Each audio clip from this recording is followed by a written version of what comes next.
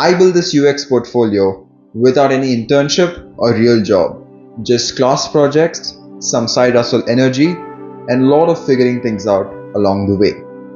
And in this video, I want to show you how exactly I made it work. Hi, I'm Amay. I'm a human-centered design student, and I create my portfolio on ammaydesign.in. And honestly, getting there took time. I kept asking myself, how do you even build a portfolio when you don't have clients or real-world projects? And if you're in that space right now, this video is just for you. Here's the truth. Most of our students don't have big internships in our first or second year. But that doesn't mean we don't have anything worth showing.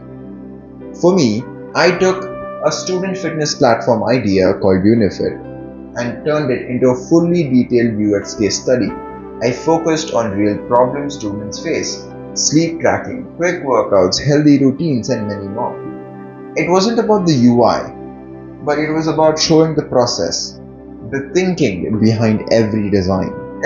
And now coming to structure, I followed a framework that I designed in every project that I put in my portfolio. It was problem, research, design, feedback, and outcome. And then, to top it off, reflection. This structure helped me communicate my project in an efficient manner, be it Unifit, be it Design Club, be it the SOS emergency system, or even the inventory management system that is there in my portfolio. So what makes a good design project? If you have no clients, there's nothing to worry about. Here's what you can focus on instead. A real problem you actually care about, even a few users for research, visuals that showed your process and not just the final screen, clear before and after moments, and personal reflection where you admit what you had improved along the way. In Design Club, for example, I didn't just showcase my final screens. I showed them my process. I showed them how I thought, how I came across this problem, how I got into the research, what are the insights that I got from my interviews, from my secondary research and whatnot, and how I ended up with the screen that I designed, and also gave my design rationale on why I designed the way it is designed. So all these points kind of create that character in your portfolio that kind of brings out that, hey, you're not just a Figma guy, but more about kind of solving the problem, but just using screens as a medium to kind of do that. So that's very important while you're putting a project in place. So of course I made mistakes, but now let me tell you what mistakes I made so that you don't happen to do them. Number one, too many projects. At one point I had too many projects, be it 6, 10 projects, but I had to choose or sort them or categorize them or even shortlist them to kind of 3 projects which had a real solid level of depth and something that the recruiters can always understand more about the person just by looking at the 3 projects. That shows, because the 3 projects can actually showcase your skill, your way of thinking, how you approach the problem, and many more. Number 2, over-explaining. Recruiters don't want an essay.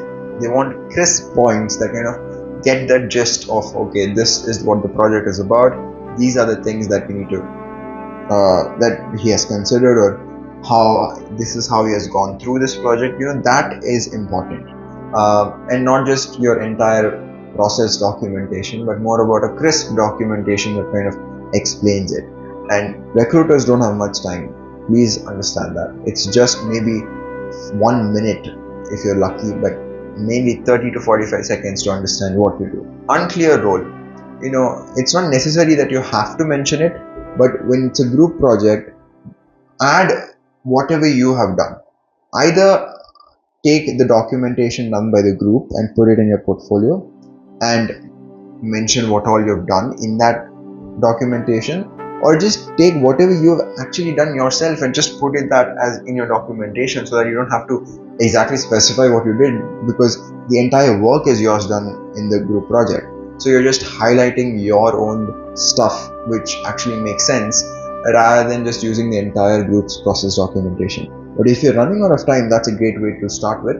But when you have time, just pick out whatever you've done in the project and kind of display it in a very cohesive manner where the entire project doesn't lose its value, but your work kind of explains how you brought it all together. No clear thumbnails. Even while you're displaying your projects, the thumbnails matter most. What are you trying? What is the purpose behind that thumbnail? Is it to impress about contextual design? Is it to impress your technicality in designing screens? That's the purpose you need to define, and then based upon that, create those engaging and clickable thumbnails that the recruiters want to dive into your projects. So let me talk to you about what actually worked for me. Project titles for the work. What I mean is, you don't you create a project, you finish your project, and you have that app name as your project title, which doesn't actually convey the context really well. Let's say if I just placed my project as Unifit app case study, you wouldn't understand what exactly it is. You have your perceptions about it. Probably it may be wrong, probably it may be right.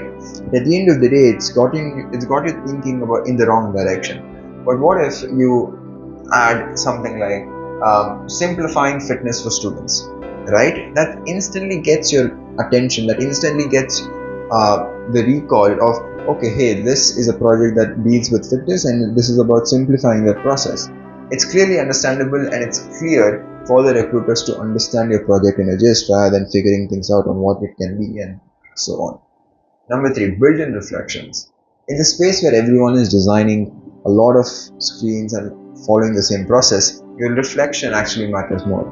It's more about how you've thought through this project, how you've built yourself up in this project, and how you can do even better the next time. So reflections actually give you another personal touch in your projects, which is why I've added them all throughout my 4 projects on how it all shaped me as a designer today. Personal tone. Don't keep the portfolio in a much more corporate sense. Give it that fun sense, give it that personal tone sense. And hey, you don't have to bug yourself down in creating those tones. Just jot down all the points that you want to write in the project and give it to AI. Utilize AI to its maximum potential. Tell it to give it in a personal tone and do it fantastically.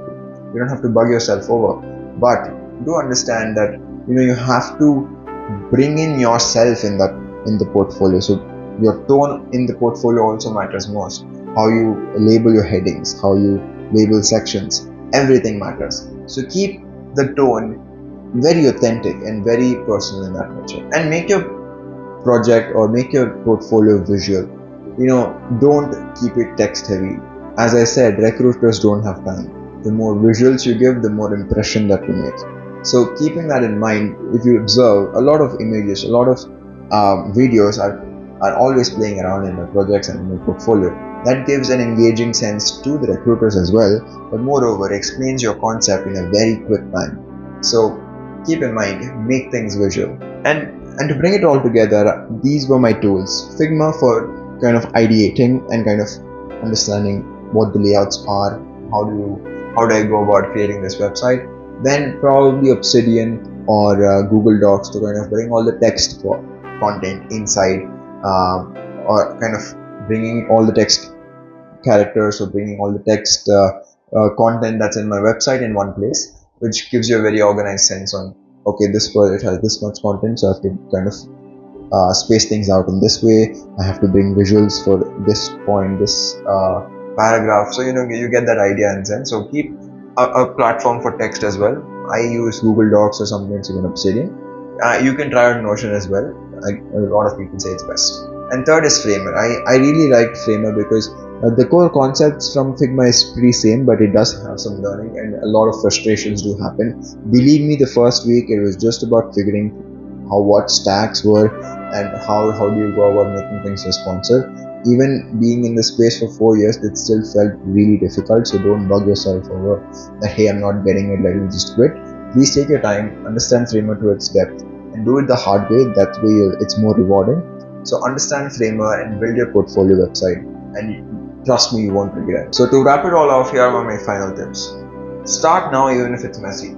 Keep screenshots of everything, sketches, whiteboards, drafts, I mean everything. Show your role clearly.